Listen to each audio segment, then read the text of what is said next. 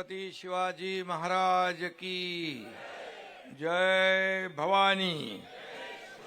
भीमाशंकराच्या चरणी नतमस्तक होतो। सिद्धेश्वराला, खंडोबाला, यमाई देवीला वंदन। संत श्रेष्ठ ज्ञानेश्वर महाराजांच्या चरणी नमस्कार। क्रांतिकारक हुतात्मा राजगुरू आणि थोर स्वातंत्र्य सैनिक शिवराम हरी राजगुरू यांचेही मी स्मरण करतो। आणि आजच्या या खेड राजगुरू जिल्हा परिषद आणि पंचायत समितीच्या निवडणुकीच्या प्रचार सभेला मंचावर उपस्थित आमदार शरद सोनावणे, सचिव राम रेपाळे, विकास रेपाळे, इरफानभाई सय्यद, भगवान पोखरकर, अतुल देशमुख, नितीन गोरे, मंगेश गुंडाळ, धनंजय पठारे, मनीषाताई गोरे नगराध्यक्षा, मंगेश गुंडाळ नगराध्यक्ष, प्रकाश वाडेकर उपजिल्हा प्रमुख, निलेश पवार आणि कोण राहिले काय नावं जेवढी दिली ती वाचली। सर्व भरपूर लोक आहेत। सर्व शिवसेनेचे पदाधिकारी आणि सर्व शिवसेनेचे जिल्हा परिषद आणि पंचायत समिती गणाचे उमेदवार, मी सगळ्यांना शुभेच्छा देतो। आज मी माझ्या लाडक्या बहिणींना आणि लाडक्या भावांना विनंती करायला आलोय। येणाऱ्या 7 तारखेला जिल्हा परिषद पंचायत समितीची निवडणूक होते आहे। आजचा शेवटचा दिवस आहे आणि म्हणून तुमच्या गटामध्ये, पंचायत समिती गणामध्ये देखील प्रचाराच्या फेऱ्या सुरू आहेत आणि गेले अनेक दिवस आपण प्रचार केला आहे आणि आता आजचा दिवस 10 वाजेपर्यंत आणि आज संपेल प्रचार।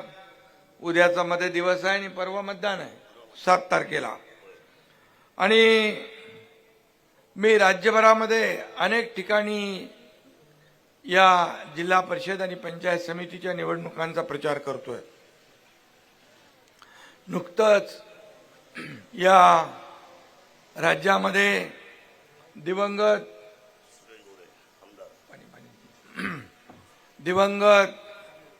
आपले उपमुख्यमंत्री अजितदादांचं दुःखद निधन झालं। दुःखाचं सावट आहे। मी त्यांना भावपूर्ण श्रद्धांजली अर्पित करतो। त्याचबरोबर आपले माजी आमदार सुरेश गोरे यांना देखील विनम्र अभिवादन करतो। खरं म्हणजे एकीकडे दुःख आहे आणि दुसरीकडे त्याच काळात निवडणूक आहे, कर्तव्य आहे। आणि म्हणून या निवडणुका आहेत कार्यकर्त्यांच्या। मोठ्या निवडणुका झाल्या, लोकसभा झाली, विधानसभा झाली। आता हेच कार्यकर्ते व्यासपीठावर बसलेले आणि समोर सर्व कार्यकर्ते आहेत। हेच आपल्याला खासदार, आमदार म्हणून निवडून देतात आणि म्हणून या कार्यकर्त्यांच्या निवडणुकीमध्ये देखील त्यांना पाठबळ दिलं पाहिजे, त्यांच्या मागे उभं राहिलं पाहिजे। यासाठी मी स्वतः आपल्याला विनंती करायला आलोय। खरं म्हणजे ही निवडणूक यापूर्वी झाली, लोकसभा, विधानसभा, नगर परिषदा झाल्या, महापालिका झाल्या। यामध्ये देखील आपण शिवसेनेला भरघोस असं यश दिलं आणि शिवसेनेच्या पाठीशी खंबीरपणे आपण उभा राहिलात। आणि या निवडणुका देखील जिल्हा परिषद आणि नगरपंचायती या ग्रामीण भागाच्या विकासासाठी महत्वाच्या आहेत। मी मुख्यमंत्री असताना 2.5 वर्ष पायाला भिंगरी लावून या महाराष्ट्रामध्ये फिरलो। या महाराष्ट्राला पुढे नेण्याचं काम आम्ही केलं। एक टीम बनून आम्ही काम केलं आणि या महाराष्ट्रामध्ये लोकाभिमुख कल्याणकारी योजना देखील आणल्या, विकासाला चालना दिली, थांबलेला विकास पुढे नेला। पूर्वीचं स्थगिती सरकार होतं, आम्ही स्थगिती काढली आणि प्रगती सरकार आणलं आणि या राज्यामध्ये अनेक प्रकल्प पुढे घेऊन चाललोय. सिंचनाचे असतील, रस्त्याचे असतील, शेतकऱ्यांचे असतील आणि त्याचबरोबर लोकाभिमुख कल्याणकारी योजना राबवल्या. त्याच्यामध्ये मुख्यमंत्री माझी लाडकी बहीण योजना, लेक लाडकी लखपती योजना, एसटी मध्ये 50% सवलत देण्याचा निर्णय असेल, मुलींना उच्च शिक्षण मोफत देण्याचा निर्णय असेल, आपल्या नावासमोर पहिल्यांदा आईचं नाव लिहिण्याचा निर्णय देखील आपल्या सरकारने घेतला. या माझ्या लाडक्या बहिणींना आम्हाला आत्मनिर्भर करायचं आहे, स्वतःच्या पायावर उभं करायचं आहे आणि म्हणून त्याचबरोबर शेतकरी सन्मान योजना केली. 6,000 रुपये वर्षाला आपण देऊ लागलो, केंद्राचे 6, राज्याचे 6. पीक विमा योजना केली, झालेल्या नुकसान भरपाईतले सगळे अटी शर्ती बाजूला केल्या. अतिवृष्टी अवकाळीमुळे जे नियम निकष बाजूला केले, एनडीआरएफच्या दुप्पट पैसे देऊ लागलो. 2 हेक्टरचं लिमिट होतं, 3 हेक्टर केलं. सततच्या पावसामुळे होणारं नुकसान मिळत नव्हतं, ते आपण देऊ लागलो. शेतकऱ्यांच्या मागे उभे राहिलो. या राज्याच्या तिजोरीवर पहिला अधिकार कुणाचा असेल? त्या माझ्या शेतकऱ्यांचा आहे, माझ्या कष्टकऱ्यांचा आहे, माझ्या बळीराजाचा आहे, लाडक्या बहिणींचा आहे. आणि म्हणून या लोकाभिमुख कल्याणकारी योजनांमध्ये सगळ्यात माझी आवडती योजना कुठली असेल तर मुख्यमंत्री माझी लाडकी बहीण योजना. त्यावेळी देखील अनेक लोकांनी विरोध केला, कोणी कोर्टात गेलं, म्हणाले चुनावी जुमला आहे, ही खोटी घोषणा आहे, हे फसवी घोषणा आहे, निवडणुका गेल्या की काय मिळणार नाही. परंतु शब्द देणारा हा एकनाथ शिंदे तुमचा भाऊ मुख्यमंत्री होता आणि म्हणून किती अडथळे आले तरी आम्ही पार करून आम्ही टीम म्हणून निर्णय घेतले. मला सांगायला या ठिकाणी अभिमान वाटतो, दरवर्षी 40 ते 45 हजार कोटी रुपये मुख्यमंत्री माझी लाडकी बहीण योजनेमध्ये खर्च होतात. आता काही लोक म्हणायला लागले या लाडकी बहीण योजनेमुळे बजेट कोलमडले. अरे बजेट कोलमडले, पण जर तुम्ही सर्वे केला या माझ्या लाडक्या बहिणीने छोटा मोठा व्यवसाय केलाय, हेच पैसे अर्थव्यवस्थेत आलेत, हेच पैसे अर्थव्यवस्थेला चालना देत आहेत. बचत गट एकत्र झाले, महिला एकत्र आल्या, काही लोकांनी छोटा व्यवसाय मोठा केला, काही लोकांनी छोटा व्यवसाय सुरू केला. याचा अभिमान आम्हाला आहे. स्वतःच्या पायावर उभं करण्याचं काम आम्ही केलं. स्वतःच्या सहीने पैसे काढण्याचा अधिकार आमच्या लाडक्या बहिणींना आम्ही दिला, याचा अभिमान आम्हाला आहे. त्यामुळे लाडक्या बहिणींचं घरात वजन वाढलं, आदर सन्मान वाढला, समाजामध्ये आदर सन्मान वाढला आणि म्हणून आता पैसे हात पसरण्याची वेळ त्यांच्यावर आता येणार नाही. स्वतःच्या पैसे स्वतःच्या हाताने स्वतःच्या सहीने काढण्याचा निर्णय आम्ही दिला. आणि म्हणून काही माझ्या लाडक्या बहिणीने आपल्या कुटुंबातलं मुलांचं शिक्षण असेल, औषध पाणी असेल, उपचार असेल, याला देखील पैसे केले.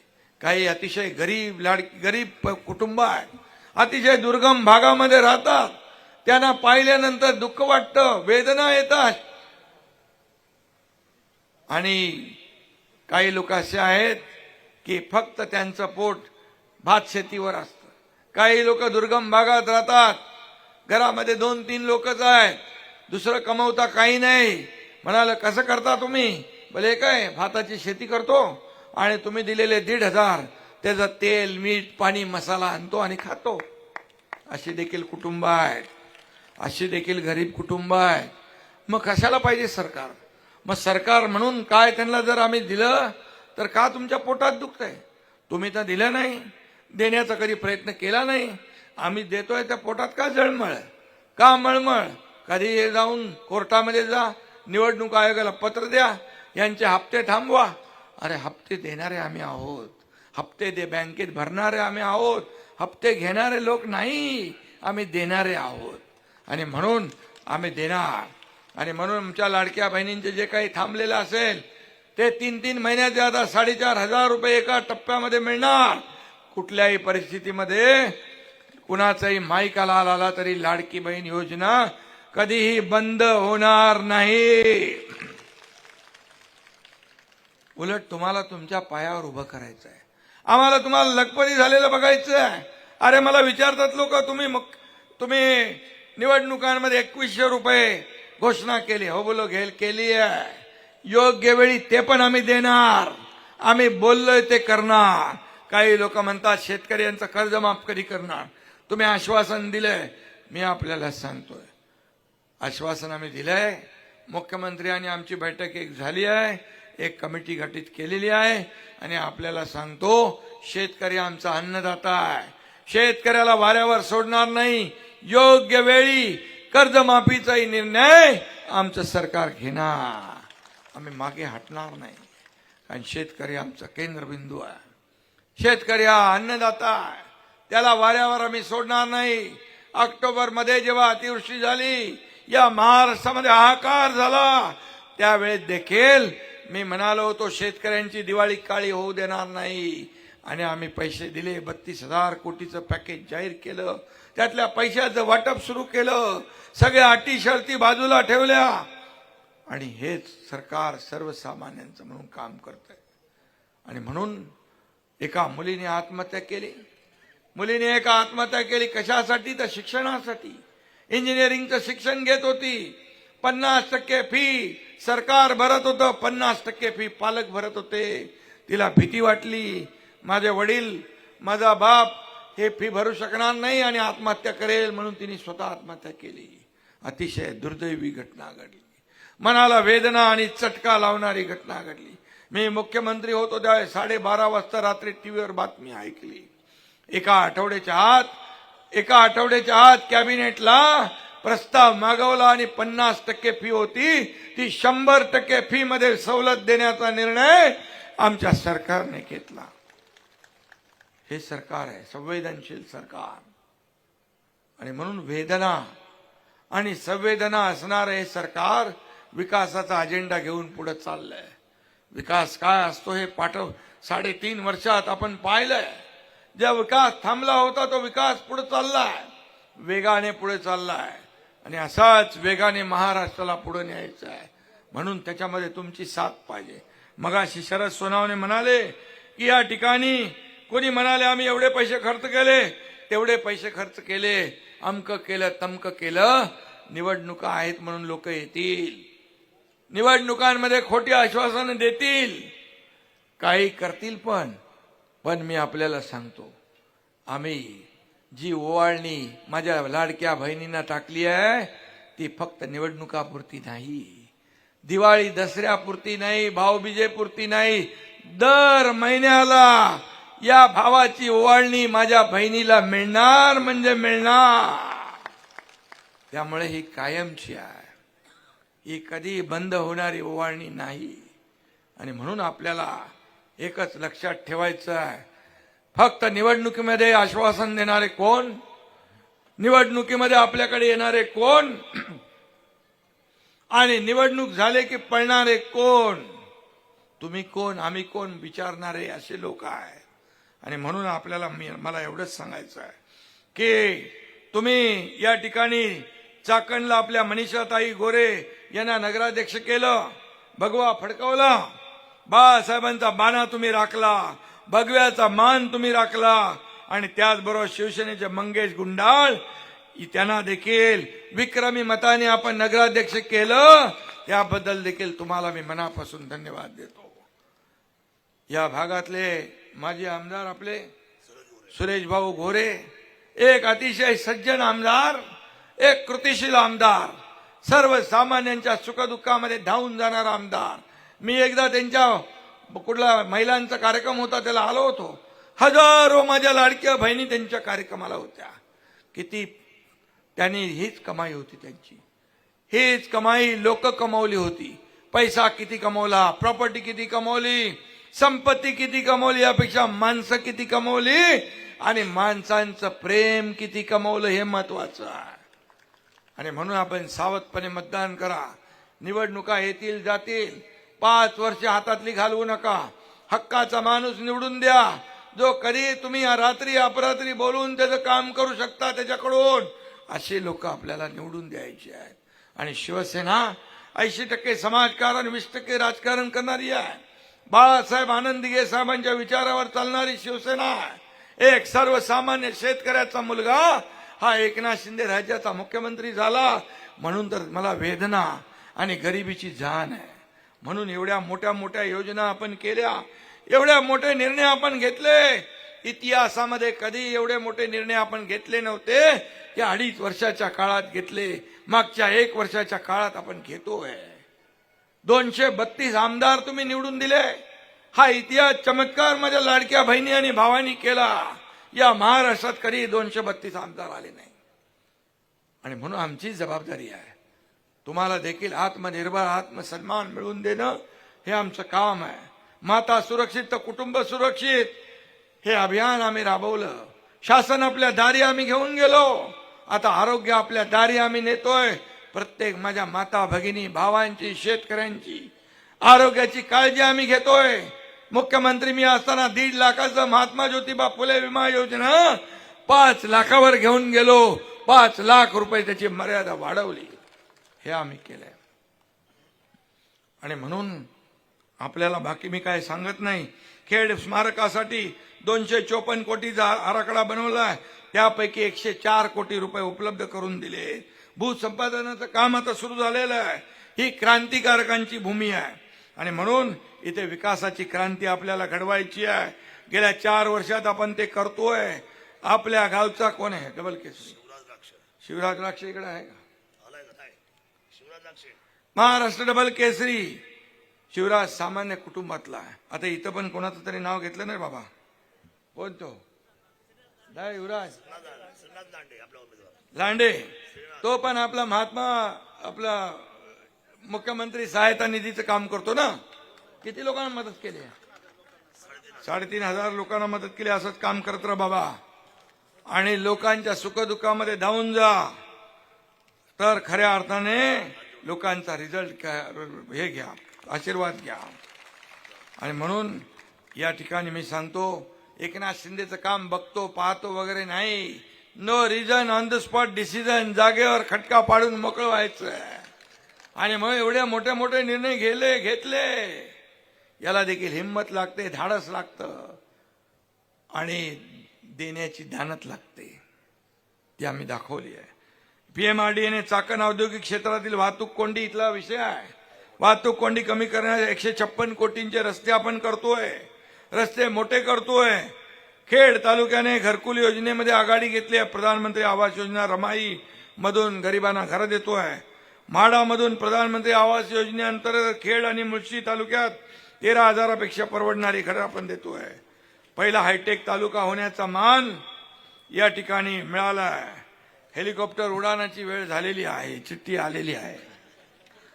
आणि म्हणून 162 ग्रामपंचायती पेपरलेस होता. 13 सेवा ऑनलाईन उपलब्ध केल्या. काही महापालिकाने जमलं नाही, त्या नगर परिषदेने केलंय. याचा अभिमान आहे आपल्याला. आणि म्हणून मी बाकी जास्ती काय बोलत नाही. एवढंच सांगतो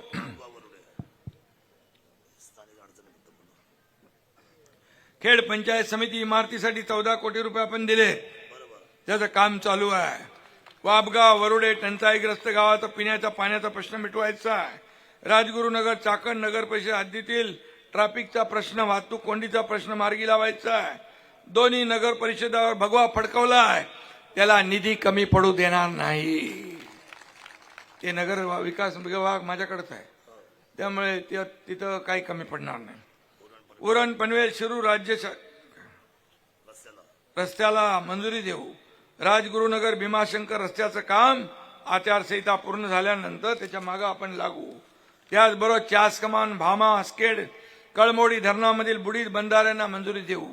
वरुडे वाबगाव उपसा सिंचन पाणी योजनेला पाठपुरावा करून मंजुरी देऊ. आपल्या यांच्याकडेच आहे पाणी पुरवठा मंत्री. आणि म्हणून मी आपल्याला त्याचबरोबर काही ह्याच्यामध्ये शिक्के मारलेले आहेत. काही सरकारी राखीव शेरे मारले 30 गावातील 9,088 हेक्टरवर. ते देखील आपल्याला काढायचे आहेत. खेड एसईझेड मधले जमिनीवरचे शेरे काढलेले आहेत. त्यामुळे शेतकऱ्यांना मोठा दिलासा देण्याचं काम आपण करू. आणि म्हणून उमेदवारांची नावं आहेत.